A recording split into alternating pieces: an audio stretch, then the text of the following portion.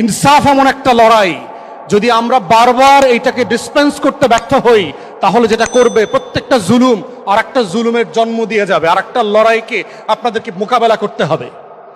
পিলখানা গণহত্যা হয়েছে, বাংলাদেশ রাষ্ট্র, সিভিল সোসাইটি, সাংবাদিক, বুদ্ধিজীবী, বস্তির বুদ্ধিজীবীগুলা কেউ সেদিন কথা বলে নাই, মুখ খোলে নাই বলেই 17 বছর ধরে বিরোধী দলের নেতা কর্মীদের উপরে দিনের পর দিন, মাসের পর মাস গণহত্যা হয়েছে।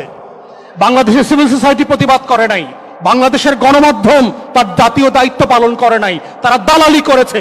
সিম্পলি সরকার, আওয়ামী সরকার এবং ভারতের দালালি করেছে, সত্যের দালালি করে নাই, রাষ্ট্রের পক্ষে দাঁড়ায় নাই, শহীদের পক্ষে, জনগণের পক্ষে দাঁড়ায় নাই। এবং সেই গণহত্যা বিচার করতে পারি নাই বলেই আমরা দেখেছি কিভাবে গুম করে হাজার হাজার বাংলাদেশের নাগরিকদেরকে নাই করে দেওয়া হয়েছে। 17টা বছর শুধু গুম করা হয় নাই, হত্যা করা হয় নাই, লাশটা পর্যন্ত মেমোরি, স্মৃতি আকারে শেষ করে দেওয়া হয়েছে। হাজার হাজার পরিবার জানে না কোন দিন মৃত্যু দিবস, দোয়াটা কোন দিন পড়বে, এই মেমোরি পর্যন্ত, এই স্মৃতি পর্যন্ত নাই বাংলাদেশে। বিচার হয় নাই বলেই 24-এ আরো 1400 শহীদকে জীবন দিতে হয়েছে।